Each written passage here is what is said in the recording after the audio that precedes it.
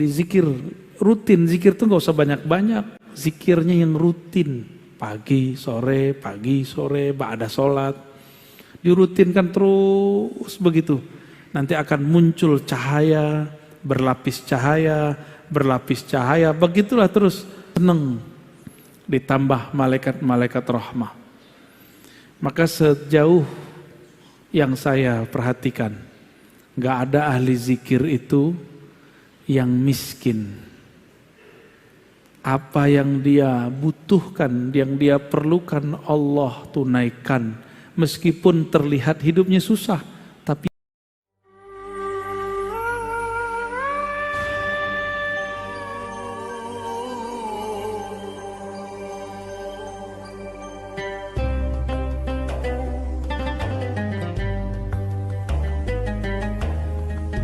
baik jemaah subuh yang diberkahi Allah, insya Allah kita akan membahas fawaidul dzikri ijmalan. Sebelum beliau sudah ada imam salafi tapi sufi, namanya Ibnu Qayyim al-Jauziyah, nulis kitab Al-Wabilus Shayyib, menyebutkan lebih dari 40 faedah zikir. Yang ini versi Syekh Abdul Qadir Isa. Maka untuk beliau, mari kita kirimkan surah Al-Fatihah.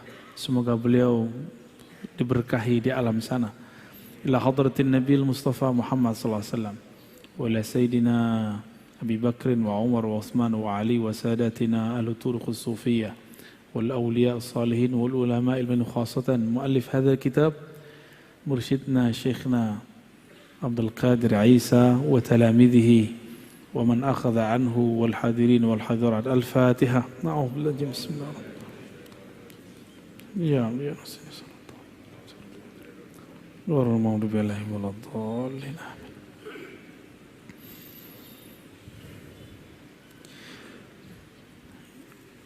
Ini nomor-nomor nanti kita jelasin ya. Faedah zikir yang pertama disebutkan dalam hadis yang sahih riwayat Imam Muslim, bahwa setiap orang berzikir akan dikerubungi malaikat. Satu, diliputi rahmah. Rahmah artinya kasih sayang. Itu sebabnya ahli zikir disayangi makhluk di langit dan di bumi. Itu sebabnya ahli zikir tiba-tiba orang sayang aja sama dia. Ya. Kenapa dia disayangi? Karena pemilik langit bumi sayang dia. Semoga kita bagian dari mereka. Amin ya rabbal alamin. Tidak hanya itu, otomatis karena dia bersama pemilik alam yang membolak-balik kolbu, maka kolbunya jadi sakinah. Apa arti sakinah? Tenang. Kolbu itu artinya bergerak. Kusak-kusuk, gundah. Kata orang apa? Gundah gulana. Ente gundah gak? Jomblo. Pasti gundah deh ini tiap malam. Tidur meluk bantal kan. Tapi kalau dia zikir, ada sakinah di kolbunya. Insya Allah. Apalagi namanya viral di langit. Antum gak terkenal di bumi gak apa-apa. Yang penting terkenal di langit. Wa zakarahumullah fiman indah. Itu udah berapa tuh? Udah 4 ya. Jadi nanti bisa lebih dari 42 itu. Pertama apa? Malaikat menghubungi, hafat bihimul malaika. Jadi antum nih sadar atau tidak, kalau lagi majelis rotibul haddar, rotibul attas, istighatsah, zikir pagi sore, baca Quran, itu banyak malaikat yang menghubungi. Ya. Ama kita itu ada malaikat-malaikat khusus. Malaikat itu senang, ditambah malaikat-malaikat rahmah. Maka sejauh yang saya perhatikan, nggak ada ahli zikir itu yang miskin. Apa yang dia butuhkan, yang dia perlukan, Allah tunaikan. Meskipun terlihat hidupnya susah, tapi hatinya tidak susah. Miskin ini kan konsep berpikir. Konsep berpikir yang tidak pernah merasa puas. Itu miskin. Ya. Antum dulu gajinya 300, puas. Kaya itu. Sekarang orang banyak gajinya 300 juta, masih korupsi. Ya. Apalagi yang kedua, orang yang sibuk berzikir, maka semua hajatnya, tadi barusan kita sebut, Allah penuhi meskipun dia tidak meminta. Kalau tadi hadis Muslim, sekarang hadis Tirmidzi. Orang yang sibuk dengan Quran, sibuk dengan zikir, Allah cemburu. Kalau di hatinya terbersit sesuatu, Allah enggak mau. Maka sebelum terbersit, Allah tunaikan apa yang akan dia butuhkan, diperlukan. Maka jadi ahli zikir itu agak ngeri juga Pak. Terbersit sesuatu datang. Tapi kalau antum zikir kayaknya belum ya. Gawat Pak kalau sudah masuk zikir dalam kolbu, Allah senang. Allah kalau udah senang, apa aja mau kita dikasih. Karena mau kita saat itu bukanlah kita yang mau, dialah yang mau. Kalau antum kan masih antum yang mau, zikir supaya dapat ini, zikir supaya dapat itu. Jadi masih ada sisi ego. Keinginan nafsiyah, keinginan ego, bukan keinginan dari Allah Subhanahu wa ta'ala. Kayaknya pada pengen zikir semua nih, tapi salah niat.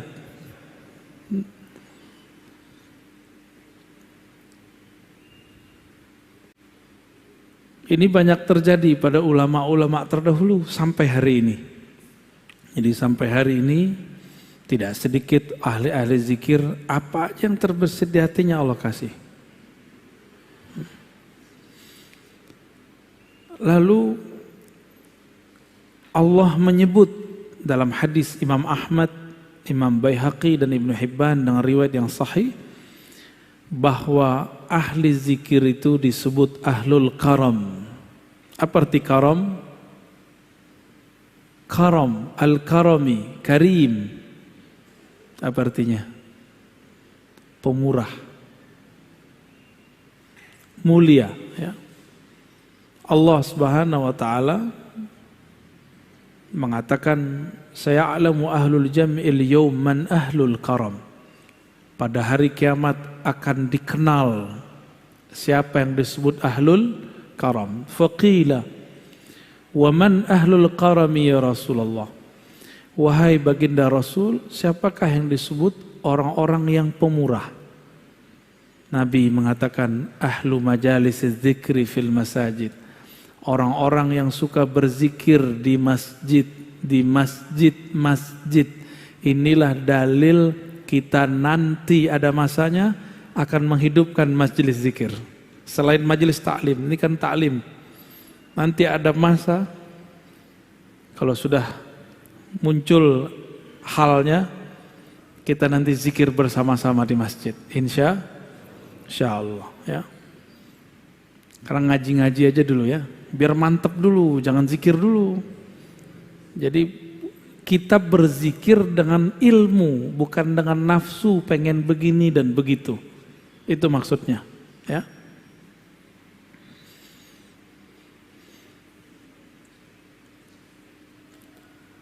Kalau tadi yang pertama, orang yang berzikir, malaikat mengerubungi. Itu malaikat rahmat di bumi. Ada malaikat-malaikat muqarrabin di langit. Mereka berbangga-bangga. Bukan mereka ya, Allah yang membanggakan kita di hadapan mereka. Satu kali Sayyidina Nabi SAW kharaja ala halaqatin, keluar ke suatu halaqah yang ada di masjid. Nabi enggak pernah suruh buat halaqah. Nabi enggak pernah suruh buat zikir. Tapi sahabat inisiatif buat halaqah, lingkaran zikir, lalu mereka berzikir dengan pimpinan seseorang. Nabi keluar, Nabi tanya, ma ajlasakum, apa yang membuat kamu duduk bermajelis berhalaqah? Lalu mereka mengatakan, jalasna nazkurullah wa nahmaduh. Kami duduk ya Rasulullah untuk berzikir dan memujinya. Berzikir dan memujinya. Faqal atani Jibril. Di riwayat Muslim ini diulang sampai 3 kali. Allah, demi Allah, apakah untuk itu kalian zikir? Untuk itu kalian duduk, berkumpul? Lalu mereka merasa ketakutan. Jadi mereka ini buat inisiatif majelis zikir di zaman Nabi. Dicecar pertanyaan 3 kali oleh Rasulullah. Perasaannya gimana itu Pak? Khawatir dituduh sesat. Lalu Nabi mengatakan, bukanlah aku ingin menyalahkan kalian, tapi aku ingin memastikan kalian ngapain, karena di langit lagi rame. Atani Jibril. Jibril mengabarkan kepadaku, di langit lagi rame. Kenapa? Innallaha yubahi bikumul malaikata. Allah membangga-banggakan nama-nama kalian di hadapan malaikat-malaikat muqarrabin. Jadi orang-orang yang suka membuat majelis zikir, masyhur dia di langit. Maka dulu siapa? Almarhum Ustadz Arifin Ilham, almarhum Ustadz Fulan, udah banyak dari dulu. Itu namanya diharumkan. Tapi kalau sekedar nama harum, kalau nggak rajin zikir nggak harum lagi.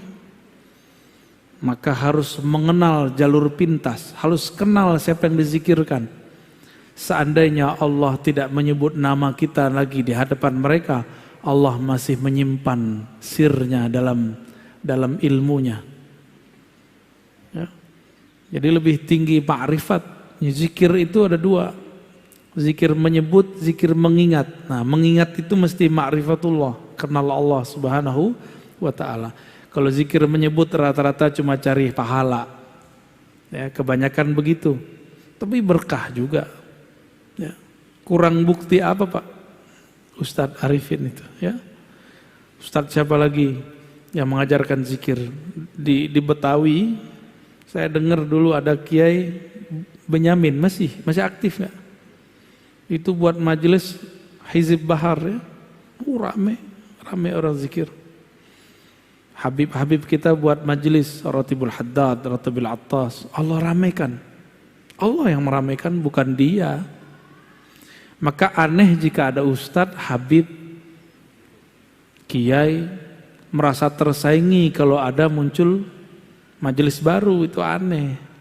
Ya, berarti dia nggak mengerti politik langit. Ya.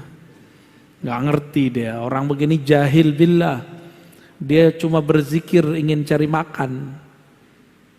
Zikir bukan cari makan, zikir mau cari ridha Allah Subhanahu wa ta'ala. Muncul kelompok baru, zikir, gak apa-apa, malah senang kita. Alhamdulillah, negeri ini tambah harum dengan zikrullah. Begitu seharusnya, bukan malah merasa tersaingi. Kita itu marah kalau ada yang membid'ahkan, ya. Satu suara dong. Jangan kayak teman saya di seberang sana. Datang, adik kelasnya datang. Buat majelis, diperintahkan guru. Apa kata dia? Lu lapor sama gua. Urusan apa? Ya, ini wilayah gua.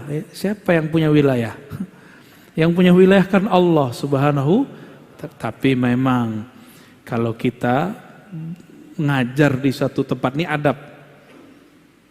Ada guru tua di sana, kita silaturahim. Tapi seandainya enggak, kita nih orang tuanya, kalau tadi orang mudanya.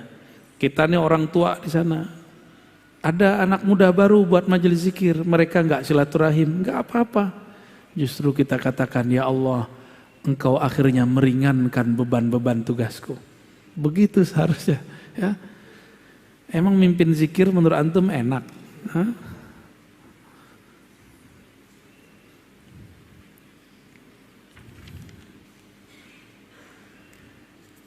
Orang yang berzikir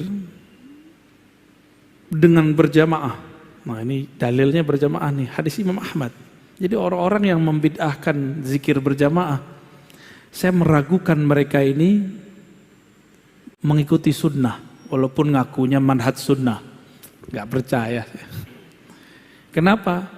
Dalam hadis-hadis yang sahih, hasan minimal, itu selalu menganjurkan zikir berjamaah.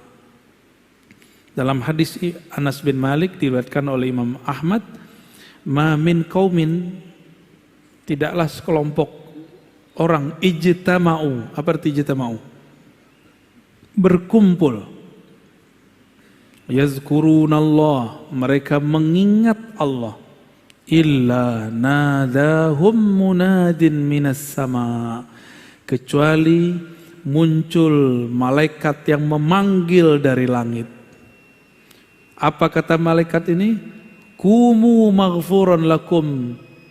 Suara apa itu, Ustaz? Oke. Kumu maghfuran lakum. Berdirilah kalian dalam keadaan maghfura, diampuni. Qad buddilat sayyiatikum hasanat. Kesalahanmu sudah diganti dengan kebaikan-kebaikan. Dosa-dosamu dihapus, kamu dapat derajat yang tinggi. Ini hadis menunjukkan makna apa? Pertama, majelis zikir itu diridhoi oleh Allah SWT. Bukti Allah ridho, kita diberi ampunan. Jadi nggak usah khawatir lagi untuk menghidupkan majelis zikir.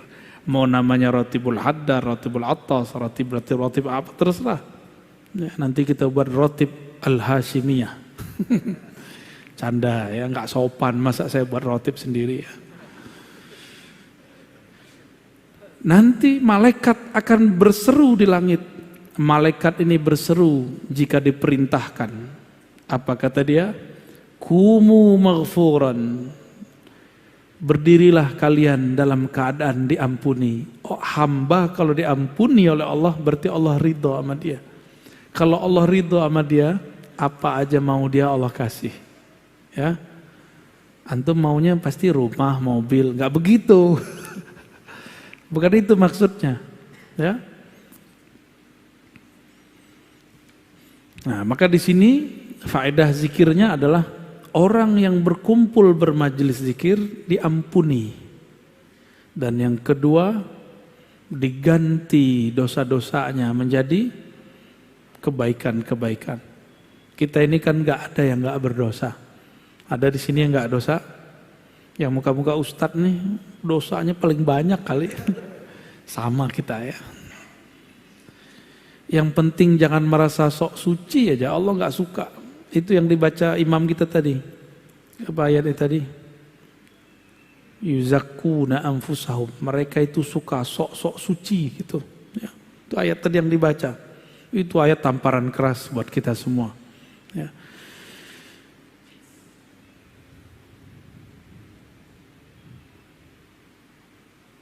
Terjadi dialog antara sahabat dan Nabi. Kana Salman fi isabatin yadhkurunallah. Satu kali Salman Al-Farisi. Salman ini orang Persia Iran. Beliau umurnya di atas 200 tahun. Masih hidup, masih seger. Kalau di riwayat Imam Zahabi 250 atau 350. Kayaknya 300 agak ribet mikirinnya ya, mungkin 200 kali. Saya punya guru paling tua, udah meninggal 120 tahun kalau nggak salah. Masih seger. Nggak tahu tuh Buya Syar'i apa? Ya, itu berapa umurnya tuh? Ya, tua sekali tuh. Orang cuma pengen minta doa beliau aja kan? Orang mana tuh beliau? Comas ya. Ya semoga Allah berkahi beliau.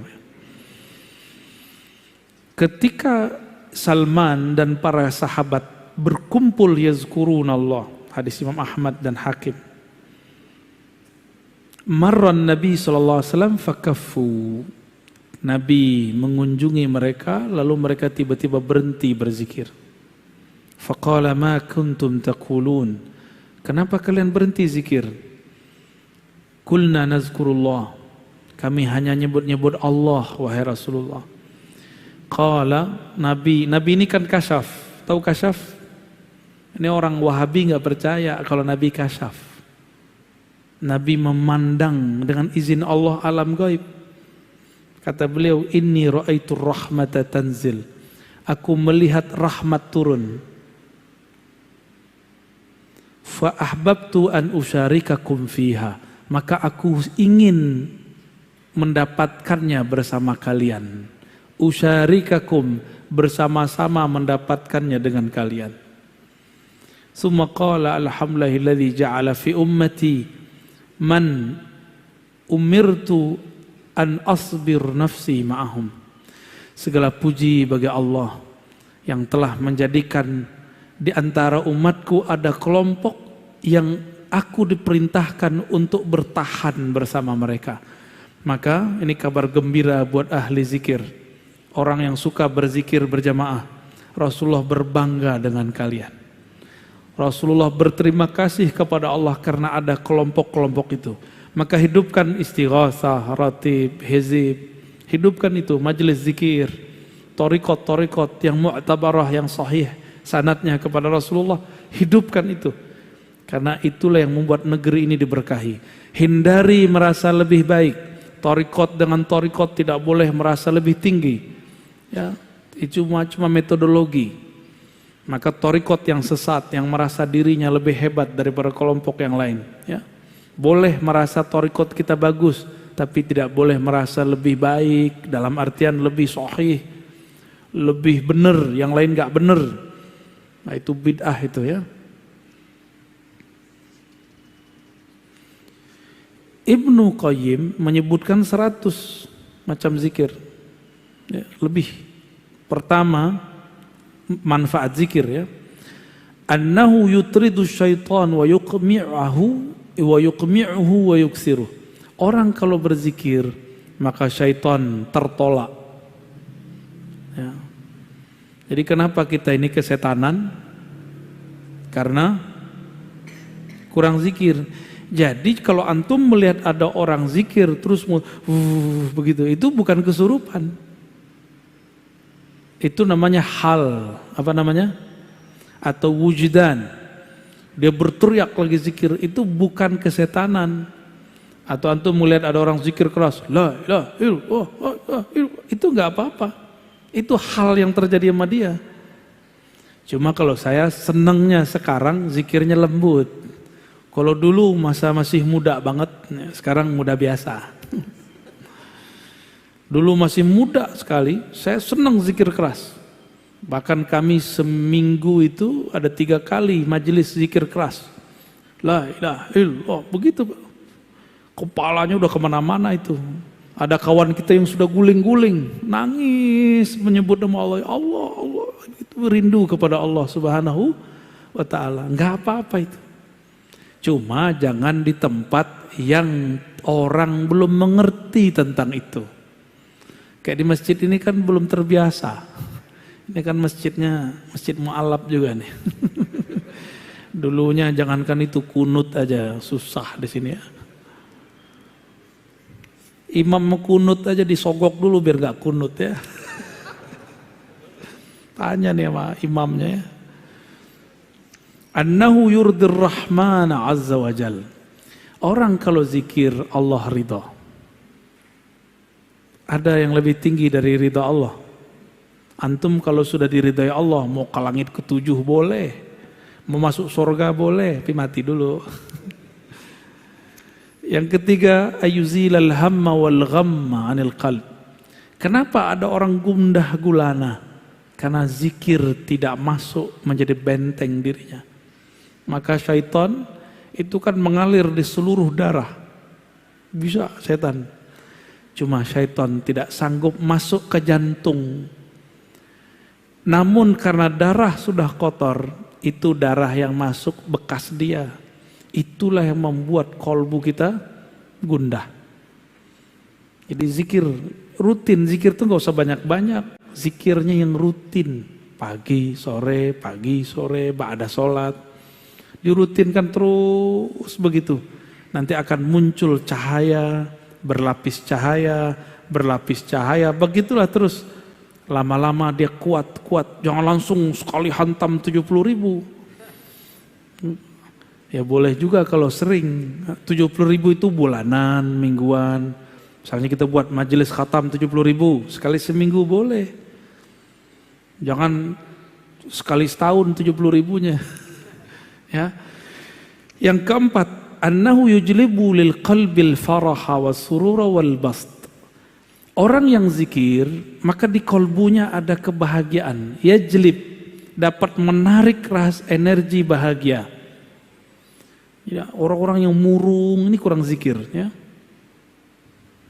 Ini wajah-wajah galau ini kurang zikir ini, ya. Kebanyakan nonton YouTube. Annahu yunawwirul wajha wal qalb. Orang kalau zikir karena kolbunya berseri-seri, wajahnya pun berbahagia. Ya. Walaupun air matanya menetes, tapi dia menetes dengan kebahagiaan. Emang bisa nangis tanda bahagia? Bisa ya? Coba ibu-ibu itu waktu dulu nikah, nangis. Kita tanya, kamu sedih Neng? Enggak, aku bahagia. Jadi ada tangisan bahagia. Annahu yuqwil qalba wal badan. Orang ahli zikir itu kuat kolbunya dan badannya. Jadi antum yang sakit-sakitan mulu, dikit-dikit capek, itu kurang zikir. Karena kalau zikir, kolbunya tenang. Orang kalau zikir, kolbunya tenang. Kalau kolbunya tenang, maka badannya akan stabil, imunnya oke. Ya. Nah, ini kesukaan antum nih ya. Zikir itu menarik rezeki. Annahu yajlibur rizqa. Zikir itu menarik rezeki. Cuma salah paham, rezeki itu tidak hanya yang zahir, ada yang batin. Yang zahir duit, rumah, tanah, pakaian, kendaraan. Ya. Ini beda nih ya. Ada orang zikir, saking banyaknya zikir, dia kemudian berkhidmat untuk zikir. Tapi dalam khidmat untuk zikir dia terhalang oleh kendaraan. Maka Allah lihat, orang ini butuh kendaraan, Allah adakan kendaraan untuk dia. Lain dengan kita mau beli kendaraan, zikir dulu. Beda ya, modus. Ya. Itu modus, thariqat al-modusiyah. Thariqat begini udah ketinggalan, ya. Pengen ini zikir, itu thariqat jadul, bukan thariqat ma'rifatullah. Thariqat begini, Allah enggak ridha. Kamu zikir bukan untukku, tapi untuk kemauanmu. Kalau yang pertama tadi lain, dia khidmat untuk zikrullah. Dia kurang kendaraan, Allah adakan kendaraannya. Basit, dia kurang pasangan, Allah nikahkan dia, ya. Ente al-jomlowi nih. Dia kurang apa? Kurang makan, Allah cukupkan makannya. Itu kalau sudah khidmat. Ya. Dompetnya kurang tebal, Allah tebelkan dompetnya. Tapi jangan dimulai dari dompet. Dompet tipis nih, zikir dulu lah. Ini beda, ya. Jadi orang ahli zikir nih nggak pantas mikirin mobil, nggak pantas. Orang ahli zikir nggak layak, nggak patut dia mikirin rumah, nggak patut. Orang ahli zikir nggak seyogyanya dia membicarakan dompet, nggak seyogyanya dia ngurus-ngurusan begitu. Allah yang urus, jamaah yang urus nanti. Allah ilhamkan kepada jamaah, jamaah ngomong. Disinilah ahli zikir diuji. Nanti antum yang khidmat zikir, ujiannya cuma dengerin aneh. Kita rajin zikir nih, buat majelis zikir. Allah ilhamkan seorang kaya, dia ngomong, Ustadz, Kiai, Buya, nanti kalau saya dapat rezeki, saya beliin rumah dan mobil. Nah, nanti begitu. Itu ujian, Allah sengaja tes case. Ditesnya orang, dia ahli zikir, atau pengen sesuatu dalam zikirnya. Kalau dia ahli zikir, dia cuek aja. Kita digombalin orang. Ya, orang kalau susah kan ngomong begitu. Tapi kalau udah punya, eman juga nih duit. Masa dibagi-bagi sama orang, dia kan kerja ngapa-ngapain. Yang kerja aku, si Ustadz cuma doa-doa doang. Gak usah lah, amplop aja lah 500. Ya salam. Minta kaya, ngasih amplop ustadznya segitu kan. Doanya minta dunia akhirat. Itu kejadian, si ustadz berubahkah niatnya? Apakah dia tadinya yang berharap kepada Allah, sekarang berharap kepada makhluk Allah? Tuh, tipis-tipis. Kalau lagi zikir yang kebayang amplop, orang kaya. Atau ketika zikir teringat Allah yang maha memberi zikir. Kalau matahari terbit, purnama pun tidak terlihat, bintang-bintang hilang. Allah itu pencipta sang surya dan dia tidak pernah terbenam, dia selalu bercahaya. Seharusnya dia tidak tertutup oleh awan-awan tadi. Itu kan awan tuh yang datang. Pak Kiai, doain saya 6 bulan lagi beli rumah. Banyak teman saya yang kemudian diprank, merasa diprank oleh orang kaya. Enggak boleh. Itu bukan dia yang ngomong. Ya. Jadi antum kalau ngalamin itu bukan dia yang ngomong, dia lagi dipinjam lisannya oleh Allah. Bahwa sang ustadz jika dia istiqomah, Allah akan cukupkan keinginannya, kebutuhannya, bukan keinginan. Ahli zikir itu sudah nggak ada keinginan. Dia butuh apa Allah kasih. Butuh apa Allah kasih. Kan kebutuhannya ahli zikir ini macam-macam. Datang sendiri aja, ya, nggak dibuat-buat itu. Ente lagi butuh apa, Basit? Butuh pasangan hidup ya? Niatnya benerin ya. Annahu yaksu dzakiral mahabata wal halawata wan nudrah. Zikir ini membuat ahlinya dipakaikan oleh Allah haibah. Maka ahli zikir nggak perlu pakai jimat. Antum yang punya jimat, bakarlah jimatnya. Ngapain lagi? Ya, pakai aja lah zikir pagi sore, istighosah, rotib itu cukup udah. Nggak sempet sholawat. Sholawat itu adalah jimatnya badan. Jadi kalau nyimpan di buku, di kopiah kan ada tuh ditaruh di sini ya. Ada yang ditaruh di baju, ada yang bajunya dirajahin. Antum kira aneh nggak ngerti. Udahlah, simpen aja itu ya. Nggak perlu begitu-gituan. Kita ini sudah ahsan takwim. Struktur di tubuh kita ini, dalam diri ini sudah sangat canggih. Kalau sesuai dia dengan proporsinya, komponen di badannya, yaitu zikir, maka dia akan menarik tanpa perlu ada alat-alat penarik. Ya, walaupun muka kita pas-pasan nggak ada masalah. Ya, jadi tolong nih kawan-kawan bedakan zikir dengan ilmu hikmah. Ya, ilmu hikmah itu untuk yang tadi-tadi. Ilmu hikmah itu cuma jalan supaya orang nanti kecewa sama jimat, kecewa sama raja, kembali kepada Allah. Saya punya dosen dulu, dia mantan mursyid hikmah, jadi ahli buat raja. Terakhir jadi pengamal Thariqat Qadiriyah. Kata dia, bosan bergantung ke tulisan, bosan bergantung ke wirid, bosan bergantung ke angka-angka.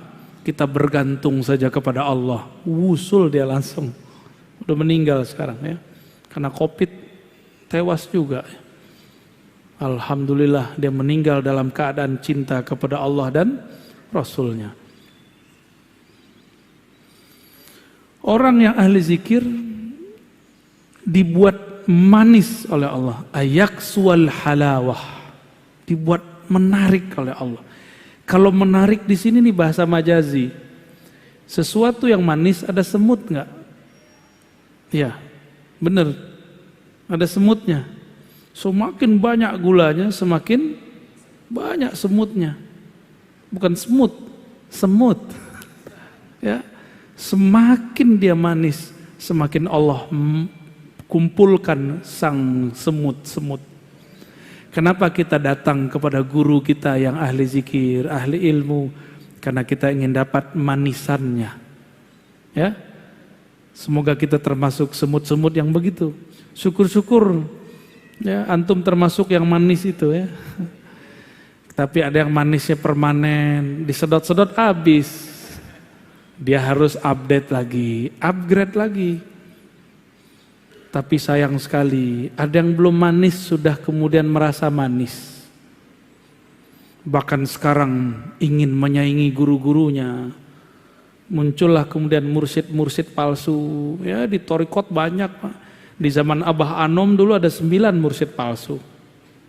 Beliau, Abah Anom masih hidup, ada 9 Pak mursyid palsu. Mantan muridnya ngaku jadi mursyid. Bahkan meremehkan Abah Anom, banyak. Jadi nanti jangan heran kalau ada orang yang ngaji sama saya nanti saya nggak tahu sekarang ya. Nanti jelek-jelekin saya. Rozi mah belum nyampe. Ya nggak apa-apa. Rozi sesat, nggak apa-apa. Terserah ente. Kita tidak diminta untuk dikenang amal kita. Ya, guru sih sedih muridnya khianat. Cuma itu kan takdir Allah. Kita pulangkan, kembalikan semua kepada Allah. Kita cuma berdoa semoga kita tidak jadi murid yang khianat. Ya, ada yang nggak diangkat jadi mursyid, setelah wafat ngaku jadi mursyid. Itu pengkhianat juga itu. Nah ini banyak sekarang begitu. Saya nggak mau ini terjadi pada kita. Maka walaupun saya kolektor ijazah tarekat kemursidan, tapi tidak satupun yang saya kembangkan di luar-luar. Paling di majelis tertutup saya bilang. Karena nggak mau terjadi pergesekan thariqah. Karena psikologis orang berthariqat ini merasa bangga dengan thariqahnya. Dulu waktu saya bertarikat sama Nia, saya menganggap, ini thariqat paling cepat. Lalu upgrade Naqsyabandi, kayaknya ini paling mantap. Ada suluk 40 hari, 10 hari, di thariqat sebelah nggak ada. Pindah thariqat lagi, bukan pindah, upgrade thariqat lagi. Wah ini kayaknya lebih gampang nih, nggak perlu pakai suluk-suluk nih. Ngaji lagi, begitulah terus. Ternyata kolbu ini nggak pernah puas sampai dia bertemu Allah Subhanahu wa Ta'ala. Jadi saya pengalaman Pak, berthariqat macam-macam dan setiap masuk thariqat tertentu merasa ini yang cukup, ini yang cukup. Maka setelah sekarang Allah dewasakan dikit-dikitnya, saya menghindari itu. Ya. Maka yang antum kan ada yang Naqsyabandi, ada Ba'alawi, ada yang Qadiriyah, ada yang Syaziliyah, ada yang nggak jelas, ada Idrisiyah, saya lihat. Ada thariqat baru juga nih, thariqat Al-Barawiyah. Paling lucu di sebuah pertemuan thariqat banyak orang-orang thariqat sholat maghrib datang. Berlombalah mereka pengen jadi imam karena berharap nanti memimpin zikir. Dipimpinlah oleh salah satu orang thariqah. Yang thariqah lain marah. Bid'ah, thariqat kita beda. Tuh ngapain ente begitu ya? Padahal seharusnya dinikmati aja. Mau di depan pakai apa zikirnya, ikuti. Nah ini yang saya hindari. Ya.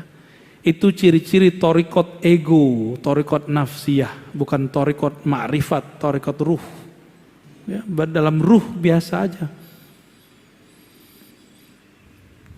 Udah Basit, cukup. Nah terakhir saya bacakan, nomor 9 kalau di Ibnu Qayyim. Yuwarrithul mahabbata allati hiya ruhul Islam. Orang ahli zikir pasti kolbunya penuh cinta.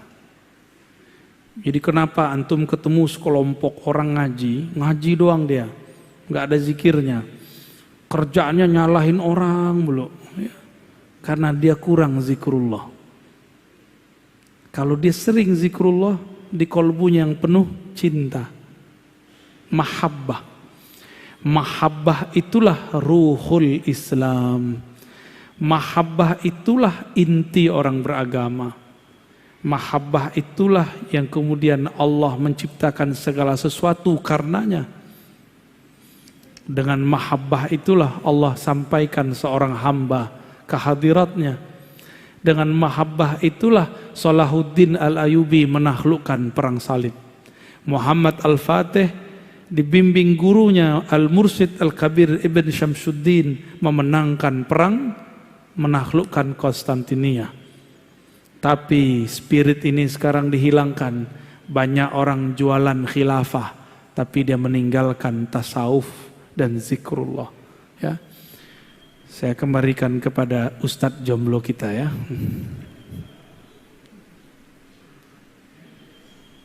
Alhamdulillahirrahmanirrahim. Terima kasih Buya atas materinya. Sedikit Buya ingin bertanya, bicara tentang zikir, ada zikir fida atau zikir tebusan. Itu Buya sedikit tahu, tolong penjelasannya Buya. Zikir fida, kalau di Thariqat Naqsyabandiyah, begitu juga Qadiriyah atau TKN atau Khalidiyah, disebut dengan zikir khatam tahlil atau ataqah, zikir pembebasan. Dalilnya banyak, ya. Man qala la ilaha illallah dakhalal, man kana akhiru kalami la ilaha illallah dakhalal jannah. Siapa yang akhir kalamnya la ilaha illallah masuk surga. Lalu supaya dapat hak la ilaha illallah, Imam Ad-Dusuqi, Imam As-Sanusi menjelaskan dalam kitab mereka, kitab akidah Sunusiyah, Dusuqiyah, disebutkan faidah zikir 70.000. Disebut zikir itqun minan nar, membebaskan hamba dari api neraka. Ya, itu disebut zikir fida. Nah, namun Imam Ibn Arabi punya zikir fida yang lain dengan sholawat. Imam Syafi'i zikir fidanya 4.000 kali khatam Quran. Kalau saya nggak banyak-banyak, Pak. Zikir fida itu zikir ma'rifatullah. Kenali yang engkau sebut, maka engkau diselamatkannya. Selesai. Masalahnya kenalnya gimana? Ya, cukup. Para jamaah ada yang ingin bertanya?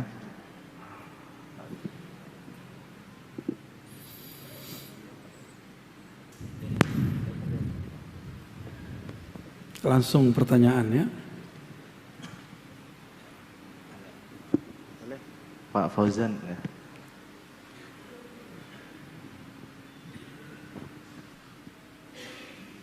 Assalamualaikum warahmatullahi wabarakatuh. Assalamualaikum.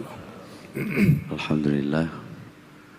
Buya, saya ingin sedikit bertanya tentang zikirnya para anbiya, seperti zikirnya Nabi Adam alaihissalam, Rabbana zalamna anfusana wa illam taghfir lana wa tarhamna lanakunanna minal khasirin. Ya. Kemudian zikirnya Nabi Yunus alaihissalam,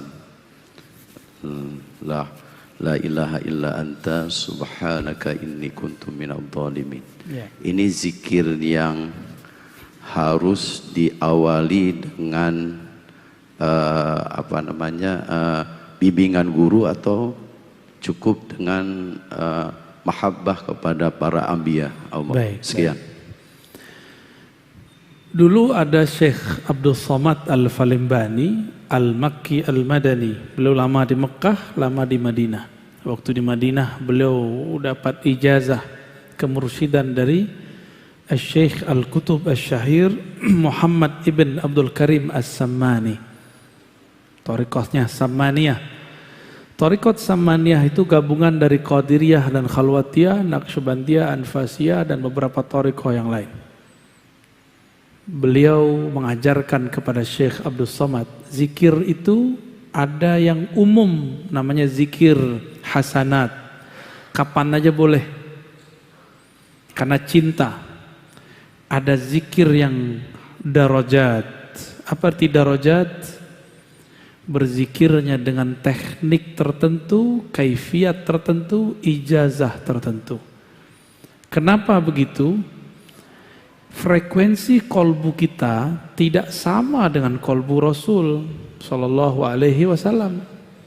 Para nabi seperti Nabi Yunus, Nabi Adam, mereka itu nabi, kita bukan.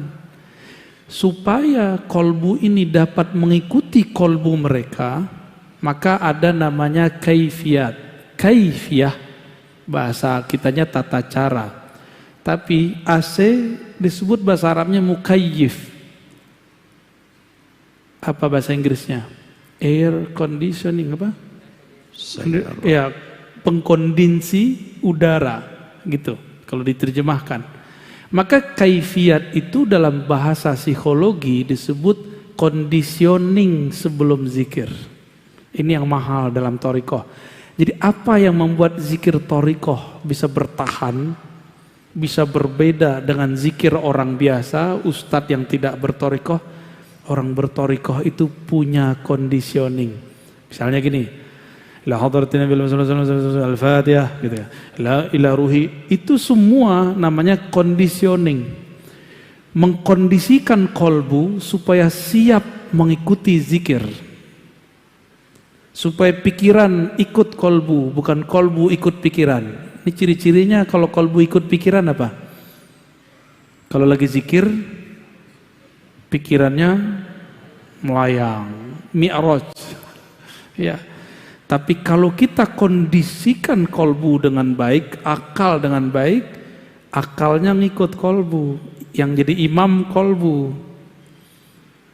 Tinggal Bapak pilih yang mana. Untuk kalau lagi di motor, di mobil, di bus, di kereta, kita zikir hasanat umum. Tapi kalau kita lagi di atas sajadah, gunakan kaifiat. Disebut zikir darajat. Zikir yang dengan zikir itu Allah angkat nanti. Kira-kira begitu ya. Silakan diamalkan.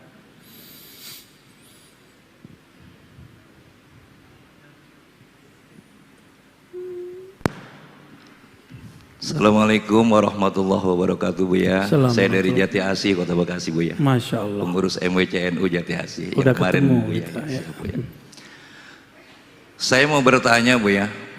Saya pernah bermubahalah pada seorang ustadz yang mereka itu membid'ahkan.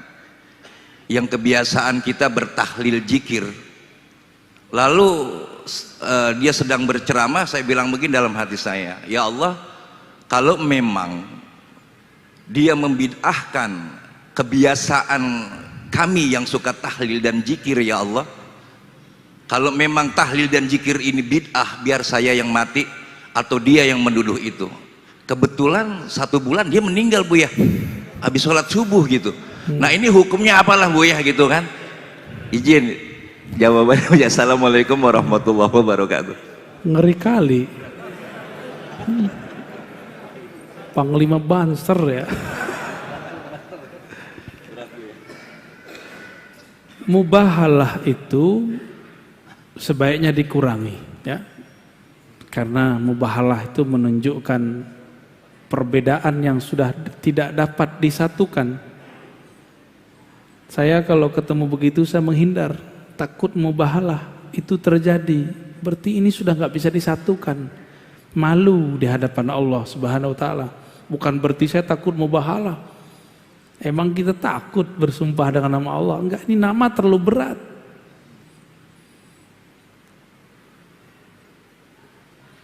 Kalau kita mubahalah, yang dianjurkan itu dengan ahli kitab. Dengan siapa? Dan lafaz mubahalah itu ganas sekali. Nabtahil, kami bersumpah. Kalau bahasa orang kita sumpah pocong, sumpah sial, sumpah kutukan. Yang sumpah ini akan membuat hancur binasa dirinya dan keluarganya. Sekian keturunan, itu kan bahaya. Itu bahaya. Nabi diperintahkan begitu karena ahlu kitabnya resek, gak bisa lagi diapa-apain. Ini masih sesama muslim, jadi saran saya ke depan jangan diulang ya. Terus hukumnya gimana? Itu kan kretek namanya di hati. Itu kan bukan kita juga yang buat. Nah ini ujian juga, merasa sakti enggak? Ya. Yang mematikan seseorang kita atau Allah? Ini contoh nih. Dalam hikam, sawabikul himami la tukhriku aswarul aqdari. Himmah yang kuat, batin yang dahsyat. Itu maksudnya. Tidak akan bisa merobek, menghancurkan dinding-dinding takdir, gak akan bisa. Maka dia mati bukan karena kita yang ngomong, tapi Allah pinjem kalam kita. Matilah dia karena itu. Kan ngeri juga tuh. Ya, si abang kita dipinjam Allah lidahnya untuk matiin orang. Contoh gini, saya ambil pisau, kita tusuk seseorang. Kalau Allah bilang gak mati, gak mati. Apakah saya yang kemudian nusuk orang lalu bikin dia mati? Enggak. Ini cuma asbab aja. Ini cuma asbab. Contoh lain nih, antum ngelihat ada orang pinter, bukan pinter dukun ya, orang cerdas. Ini bakal jadi orang hebat nih, terkenal ini. Terkenallah dia beberapa tahun setelah kita ngomong. Pertanyaannya, dia terkenal karena kita ngomong? Bukan, Allah tadi pinjam lisan kita 3 tahun lalu. Allah pinjam lisan. Setelah dipinjam, Allah ngomong lewat lisan, nanti orang ini akan terkenal gitu. Bener terkenal dia. Bakal mati dia, tapi bukan karena kita yang ngomong, tapi kita lagi dipinjam. Itu namanya khatir. Bahasa Arabnya apa?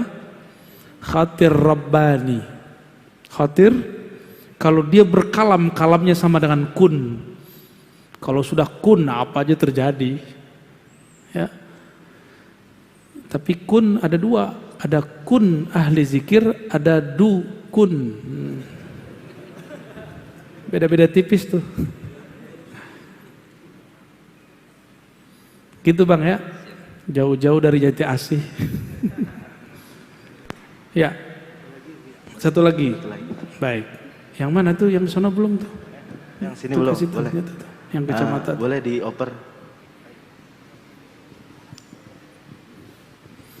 Next, nanyanya pakai kertas aja, ya. Ente bagi kertasnya.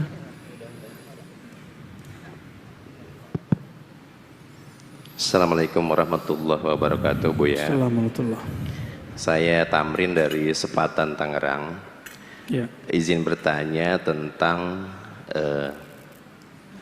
tarkud dunia, tarkul makhluk, dan salah satunya dengan terakhir itu tarkus syaiton. Saya lupa satu laginya.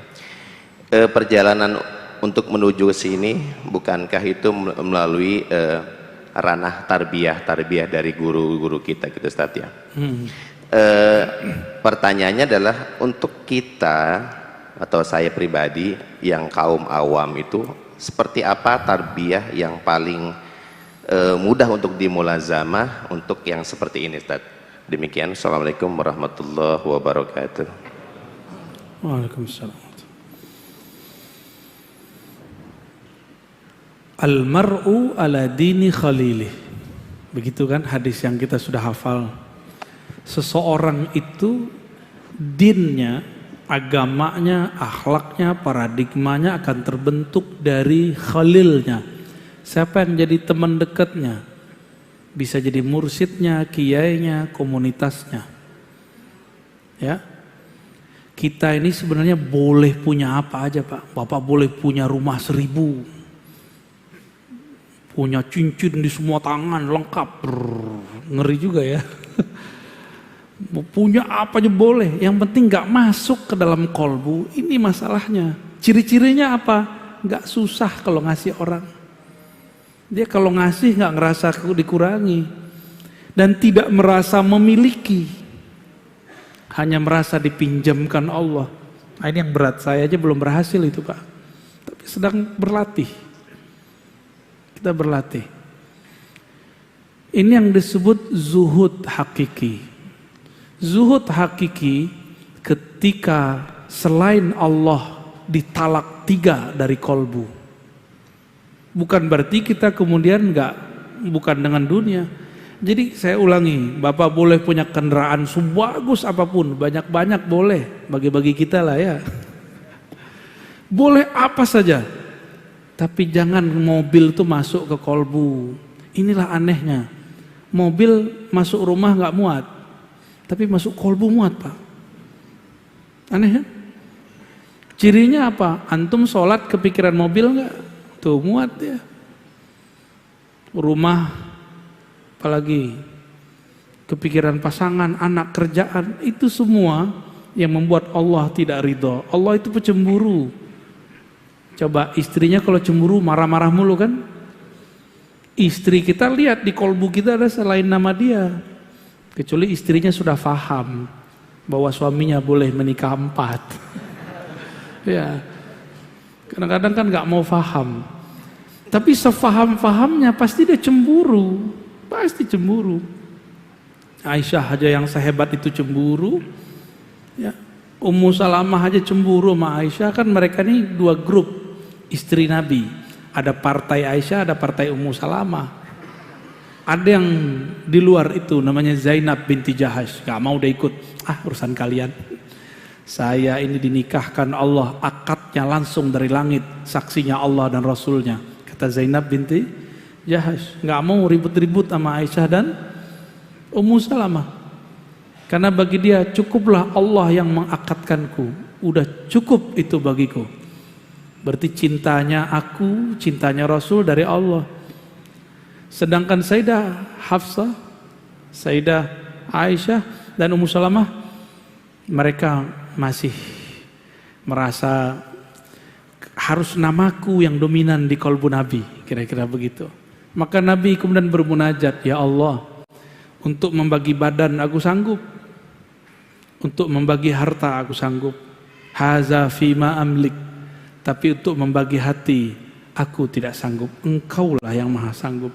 Jadi adil di dalam itu bukan adil secara kolbu, nggak mungkin, adil secara fisik dan materi. Nah, kembali ke yang tadi, itu urusan rumah tangga nggak boleh masuk ke kolbu. Nggak boleh masuk. Itu sebabnya ketika Sayyidina Umar melihat anaknya Abdullah bin Umar nikah dengan perempuan, itu lupa ngaji dia, nggak masuk majelis lagi. Umar bilang cerain. Umar kan begitu Pak. Umar itu mursyid Rasulullah, lalu Abu Bakar Umar, mursyid ketiga di zaman itu, asistennya Rasul. Kata Abdullah bin Umar, aku masih cinta Pak. Cerain. Aku masih cinta Pak. Cerain kalau enggak saya bawa ke Rasul. Disidang di depan Rasul. Akhirnya kata Nabi, Abdullah, sudahlah, ikutin ayahmu. Karena ayahnya dapat izin berbicara dengan Allah. Bahwa anaknya ini kalau lama-lama sama istrinya tidak akan menjadi baitul ilmi, rumah ilmu. Sekarang kita kalau baca hadis pasti diriwayatkan dari Abdullah bin Umar. Ya, itu rahasianya. Jadi Umar ini tajam. Benarlah kata orang Arab, al ilmu maqtu'un baina fakhizail mar'ah. Yang ngerti bahasa Arab jangan diterjemah ya. Ilmu kadang terhalang kalau orang belum bisa memilah-milih ketika dia menikah. Ya. Ketika belum bisa memilah-milih. Jadi kalau udah mateng baru, ya. Kalau ente udah kematangan, Basit. Cukup ya? Buya, satu lagi terakhir Buya, terakhir. Ada pesan dari Bapak Andi dari Pasar Kemis. Apakah jika ingin masuk thariqah itu dengan cara keinginan sendiri boleh Buya? Atau dengan sholat hajat terlebih dahulu? Dan bolehkah keluar masuk thariqah dengan thariqah yang sama atau beda? Mohon penjelasannya Buya. biasakan mau memutuskan belajar apa aja, sholat, istikharah dan hajat. Karena ciri-ciri orang-orang yang sukses, min sa'adatil mar'i, ya, ciri-ciri orang yang sukses dalam hadis Tirmizi dan Ahmad, dia banyak istikharah.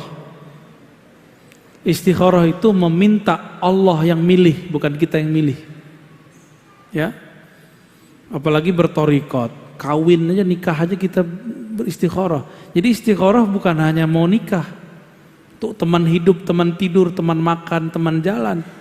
Untuk teman menuju Allah mesti istikharah. Ya. Terus boleh nggak keluar masuk torikot? Ya silakan. Emang torikot artinya apa? Jalan. Jalan itu untuk ditempuh, bukan untuk dipeluk-peluk. Oh, saya tinggal di jalan aja deh gitu. Maka torikot Naqsyabandi, Qadiri, Idrisi, jangan itu diberhalakan.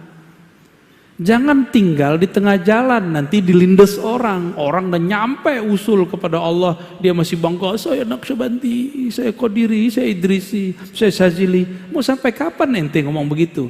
Di zaman Rasul kan gak ada Qadiriyah, Naqsyabandiyah, Idrisiyah, Tijaniyah, gak ada. Yang ada cuma Al-Muhammadi, Nabiyuna Muhammad sallallahu alaihi wasallam. Maka thariqah kita gak boleh menghalangi kita kepada Allah. Thariqah itu seharusnya membuka jalan kepada Allah. Jadi kalau kita bilang, saya pakai jalan ini, kamu boleh pakai jalan yang lain. Keluar masuk gak apa-apa. Tapi keluar masuklah dengan istikharah dan musyawarah.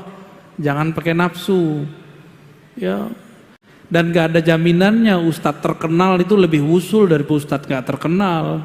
Banyak kok mursyid-mursyid mastur tidak terkenal, tapi orang kalau dididik oleh beliau bisa sampai ke hadirat Allah Subhanahu wa ta'ala. Cukup ya? Barangkali itu semua Bapak Ibu, sahabat-sahabat, ikhwan akhwat fillah, semoga kajian kitab ini diberkahi Allah Subhanahu wa ta'ala. Ya, mohon maaf dari saya, seperti biasa tidak usah salam-salaman. Semoga Allah membuktikan cinta kita semua. Assalamualaikum warahmatullahi wabarakatuh. Izin doa.